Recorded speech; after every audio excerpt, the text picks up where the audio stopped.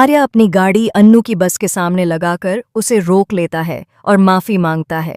जी हाँ दोस्तों, अब आर्या को अपनी गलती का एहसास हो गया है और वह अन्नू को रोकने के लिए निकल पड़ा है। उसकी बस के पीछे अपनी गाड़ी दौड़ा रहा है। पर यह सब कैसे होता है, हम आपको बताते हैं। जहां एक तरफ झंडे को सारी बात बताता है आर्या की, भाई अन्नू ने तो अपना चैलेंज जीत लिया था, मगर मैंने ही उसके चैलेंज से इनकार कर दिया। मैंने उसे सिखाया था कि भरोसा करना ज़रूरी है और मैंने ही उसका भरोसा तोड़ दिया। अब सारी बात सुनकर झंडे कहता है, मैं तुम्हारी बात समझ गया, मगर इसमें कोई बड़ी बात नहीं है। तुमने तो अन्नू को पता ही नहीं चलने दिया कि तुम वहां थे, तो अब कौन सी बड़ी बात होगी। अगर सब ठीक नहीं हुआ तो कोई तो शक्ति है जो हमें मिलाना चाहती है, तभी तो इतनी मुश्किलों के बाद भी हम दिल्ली से बाहर थे, फिर भी मिल गए।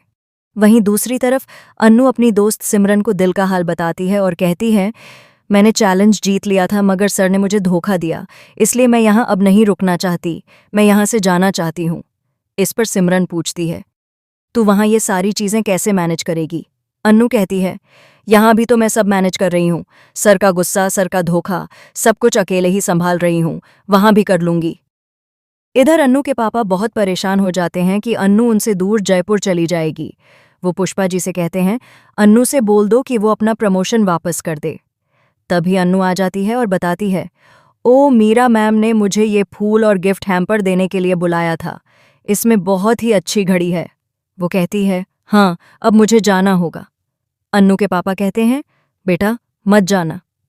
तब अन्नू समझाती है, हमने डिसाइड किया था कि मुझे जाना होगा। जब मुझे स्पीच देनी भी नहीं आती थी, तब भी आर्या सर ने मुझे सपोर्ट किया और इस लायक समझा कि मैं स्पीच दे सकूं। उन्होंने मुझे अपनी कंपनी में जॉब दी और आज अगर मैं उनका भरोसा तोड़ दूंगी तो ये सही बात नहीं होगी। अन्नू के पापा भी मान जाते हैं और मम्मा तो पहले से ही राजी होती हैं। अन्नू पूरे परिवार और मोहल्ले वालों से मिलकर निकल पड़ती है। बस स्टैंड पर अन्नू के पापा फिर से चिंता जताते हैं।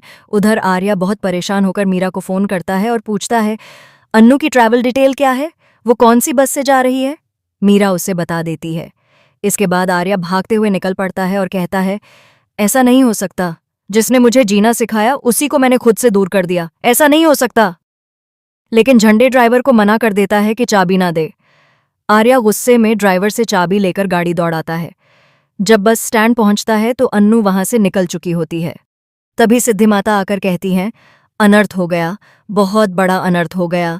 तूने खुद अपनी गलती से माता के फैसले से मुंह मोड़ा है, सुधार ले वरना आंधी आएगी, तूफान आएगा। अब आर्या निकल पड़ता है अन्नू को रोकने के लिए। वो गाड़ी उसकी बस के पीछे दौड़ा रहा है। अन्नू कान में हेडफोन लगाकर जा रही है। क्या अब आर्या रोक पाएगा अन्नू को? क्या आप लोग चाहते हैं कि आर्या रोक ले अन्नू को? तो हमें ज़्यादा से ज़्यादा कमेंट करें और जुड़े रहें लेटेस्ट अपडेट्स के लिए।